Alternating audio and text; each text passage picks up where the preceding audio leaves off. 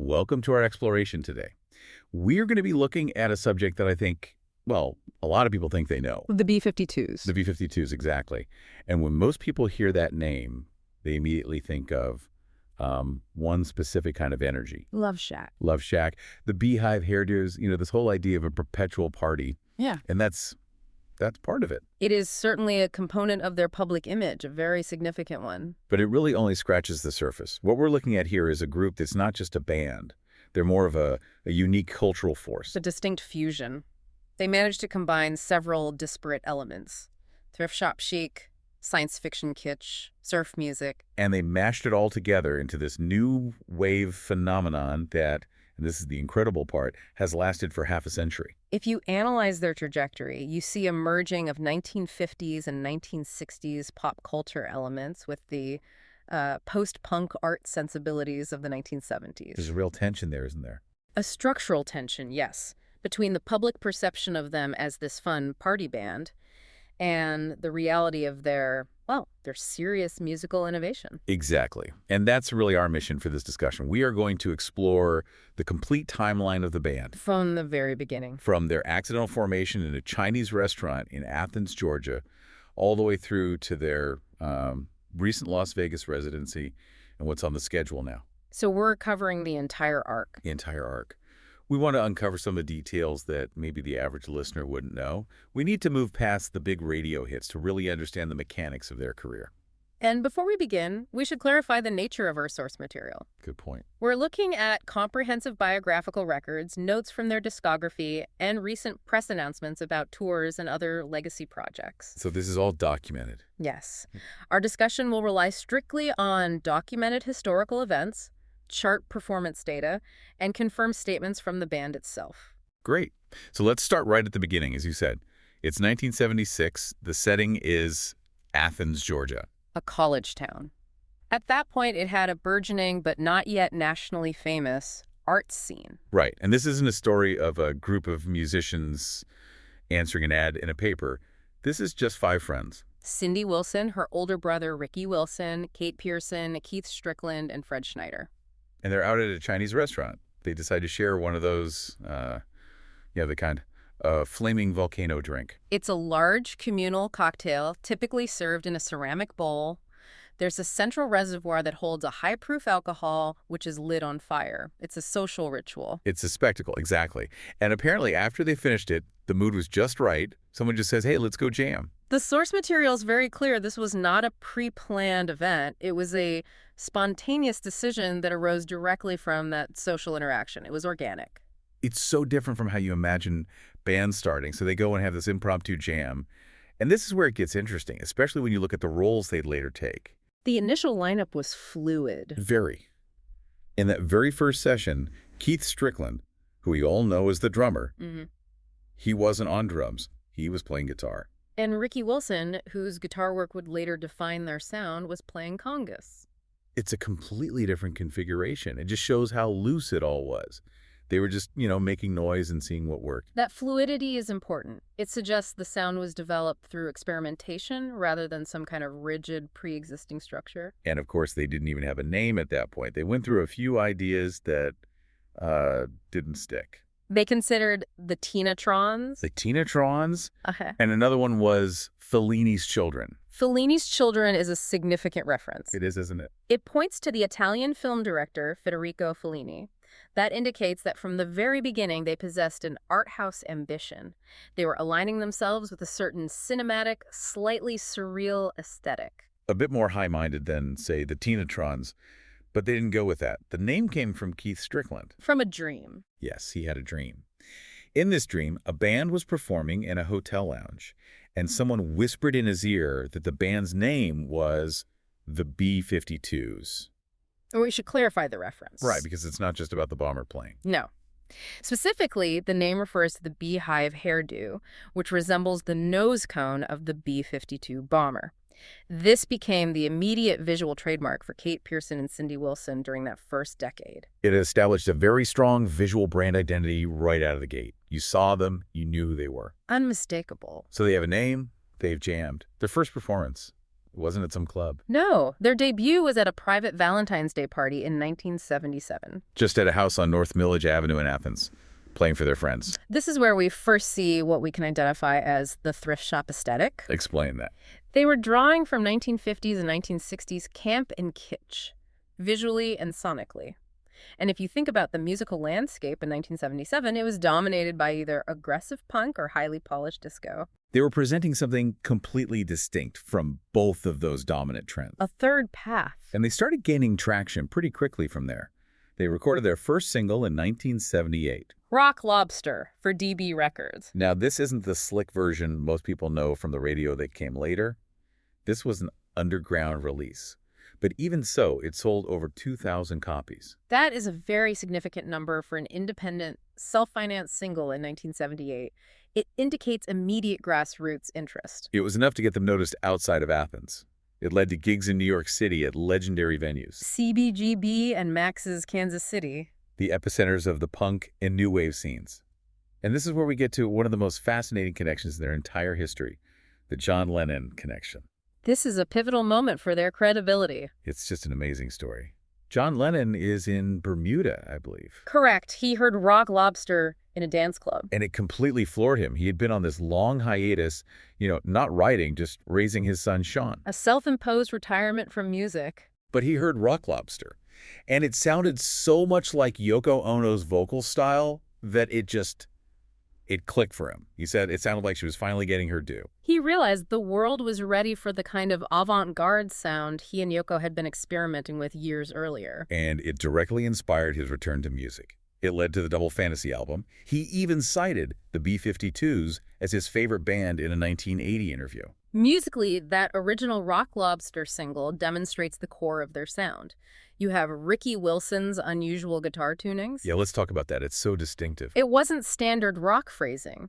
He would remove strings from his guitar, leaving only 4 or 5, and tune them to open chords. This created a drone-like, unique texture. It was a blend of dance rhythms and surf music. And then you have the vocals on top of that. The contrast is key. You have Fred Schneider's Sprechgesang, which is a German term for a style of spoken singing or talk singing. Like a campy MC. Placed against the tight melodic harmonies of Cindy Wilson and Kate Pierson. That interplay is their sonic signature. So this single gets them a record deal. They sign with Island Records, with Chris Blackwell. The founder of the label, a major figure.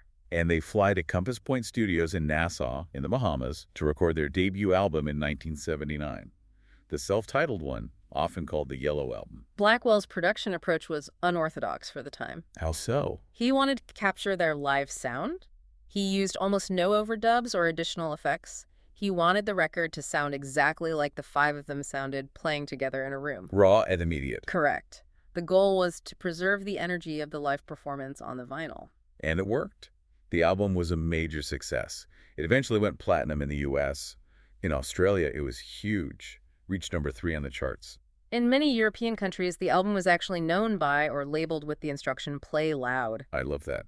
It wasn't just a suggestion. It was part of the branding. It communicated the intended experience. So they didn't slow down. A year later, 1980, they released their second album, Wild Planet.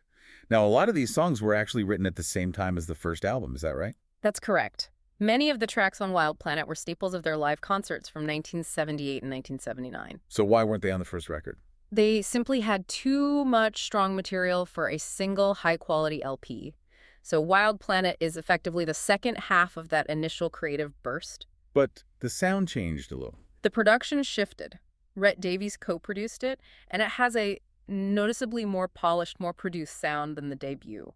A bit tighter. This album gave us Private Idaho, which hit the charts. They were becoming a real presence. They also appeared in the Paul Simon film One Trick Pony. Right, they performed in that. And they were on Saturday Night Live for the first time in 1980. They were establishing themselves as mainstream contenders. But as we move into 1981, this is where we begin to see the first signs of friction and some serious experimentation. The David Byrne collaboration. Yes.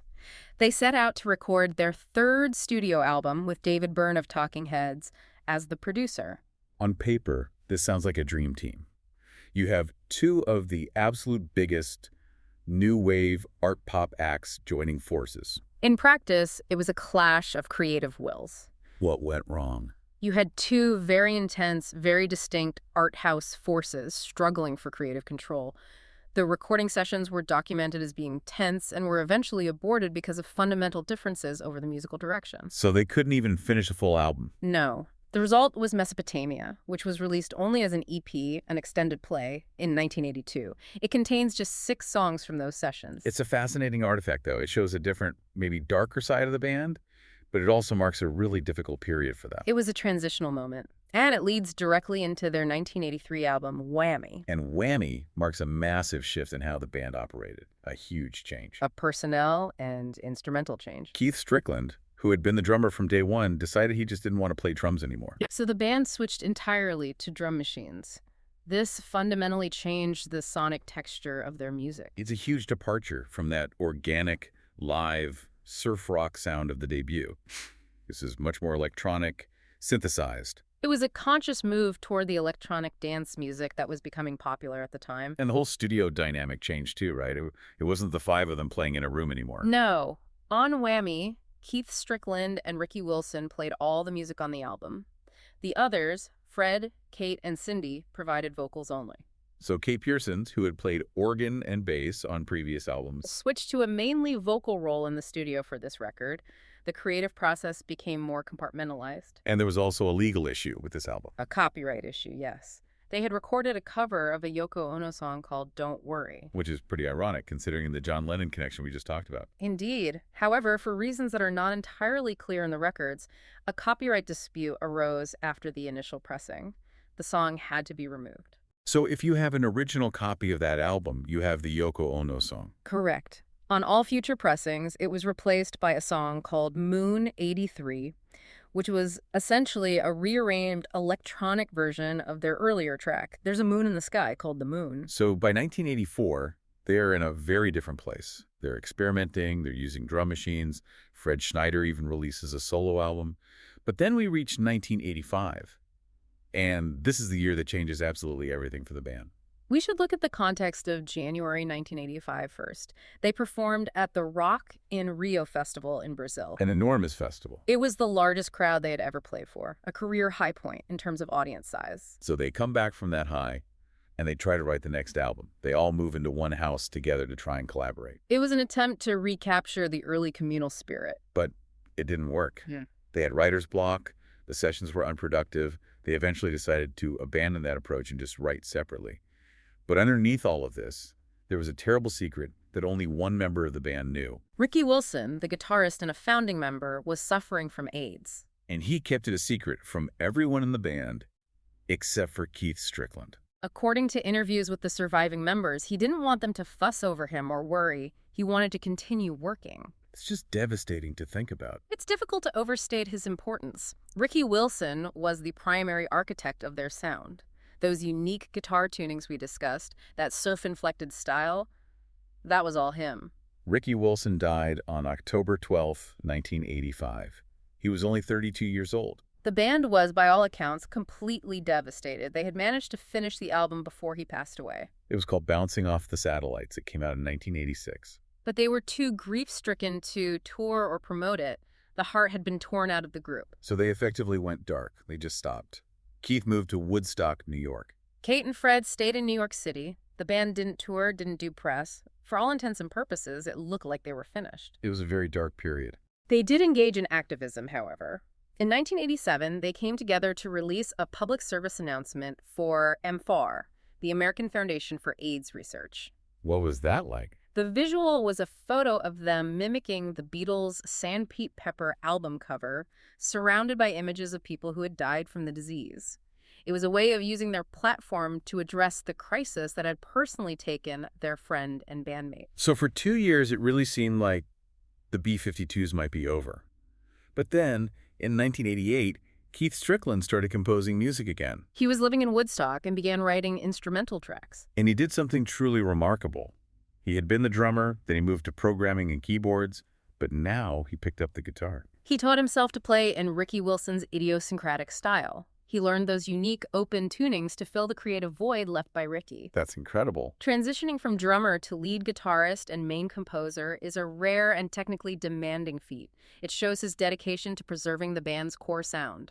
This new music became the foundation for the album Cosmic Thing, released in 1989, and they brought in some heavy-hitter producers for this one. Now Rodgers and Dawn was. Two of the most successful producers of the 1980s. And this was the moment of their mainstream explosion, a comeback no one could have predicted. It was their greatest commercial success. It starts with Love Shack. It was their first ever top 40 hit. It climbed the charts and reached number 3 on the Billboard Hot 100. Then the follow-up single, Rome, Mm-hmm. did exactly the same, also reaching number 3. They were bigger than they had ever been. Love Shack in particular cemented their status as the world's greatest party band. While this brought them massive success, one could argue it also overshadowed their art rock roots in the public eye. They became synonymous with that one song. They were everywhere. The video for another single, Deadbeat Club, was shot in Athens and featured Michael Stipe from REM, another Athens legend. They won MTV Video Music Awards for Best Group Video and Best Art Direction for Love Shack. They were on the cover of Rolling Stone magazine in March of 1990. It really was a triumph of resilience. To lose a founding member, a brother, and the key songwriter, and then return with your most commercially successful work.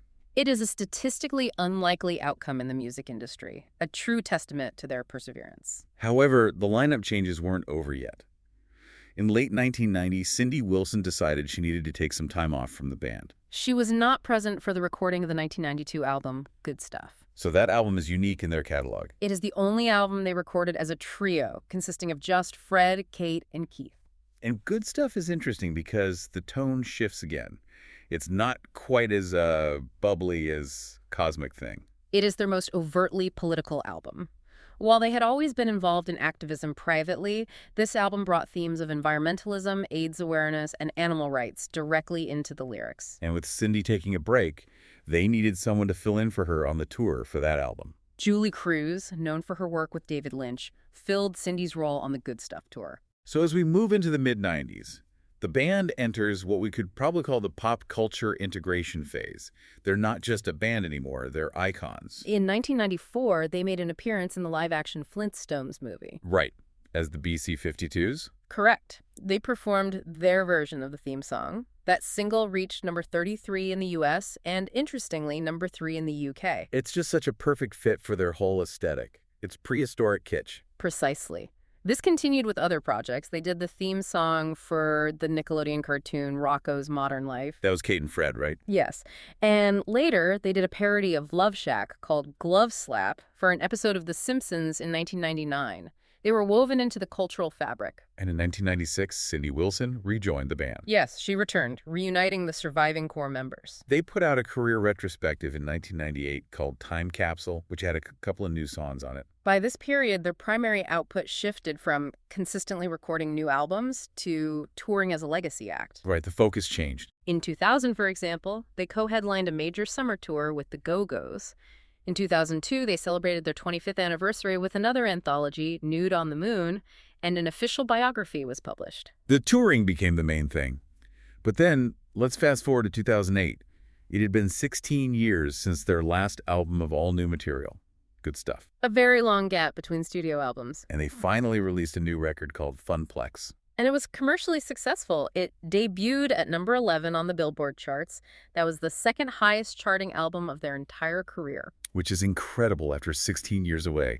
It shows the fan base was still there, waiting. Very much active. Keith Strickland described the sound of Funplex as loud, sexy rock and roll with the beat turned up to hot pink. An evocative description, consistent with their brand. Now, around this time, 2008, they made a change that might seem small, but for anyone who cares about grammar, it's huge. They changed their name. They dropped the apostrophe. Yes. For 30 years, they were the B-52s with an apostrophes. Kate Pierson explained the reasoning in an interview. She stated that the name was not a possessive noun, so the apostrophe was grammatically incorrect and, in her words, seemed superfluous. So from 2008 onward, they're officially the B-52s. No apostrophe. It was a correction of their branding after 3 decades. I just find that fascinating. So as we move into the 2010s, we see more changes in the touring lineup. In 2012, Keith Strickland made a big announcement. He announced that he would stop touring with the band. So he was officially retiring from the road. Yes. He remained a member of the band, presumably involved in business or creative decisions, but he would no longer perform live with them.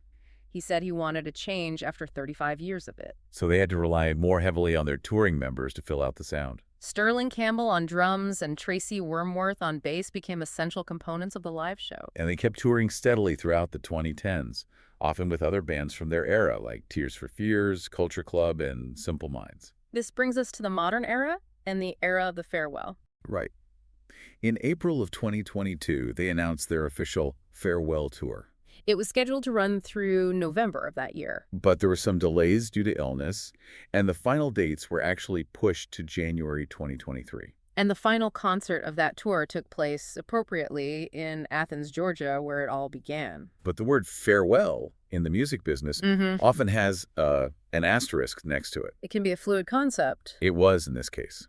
Because right after the farewell tour concluded, they announced a residency in Las Vegas. At the Venetian Resort. So they're not touring the country city to city, but they're not retired either. Residencies have become a standard model for legacy acts. It allows them to perform high-production shows in a controlled environment without the physical, grueling demands of constant travel. And they've done several runs of dates there in 2023 and again in the spring of 2024. Correct. Which brings us right up to some very recent developments. In May of 2024, something happened back in Athens, Georgia, that really shows how deeply ingrained this band is in their hometown's identity. The city announced that their new Federal Prospects Hockey League team would be named the Rock Lobsters. A professional hockey team named after a B-52s song.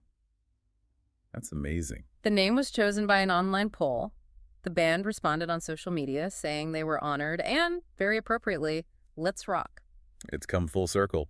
We also have to mention their appearance in 2025 at the Saturday Night Live 50th anniversary concert. SNL 50. They came out and performed Love Shack. They were joined on stage by current cast members Bowen Yang and Sarah Sherman, with Fred Armisen playing drums. To think that 45 years after their very first SNL appearance back in 1980, they're back for the 50th anniversary special. It speaks to their longevity and their enduring cultural relevance. And these still aren't done. When you look at the schedule for 2025 and into 2026, they are still active. They are touring with Devo. The Cosmic De-Evolution Tour. I mean, what a perfect pairing. Two highly influential and stylistically unique bands from the same era. And there are already dates scheduled for London and Manchester in June of 2026, with another new wave artist, Lean Levitch, opening for them. So despite the farewell tour label from 2022, the band remains very active in live performance. It is just quite a journey when you lay it all out.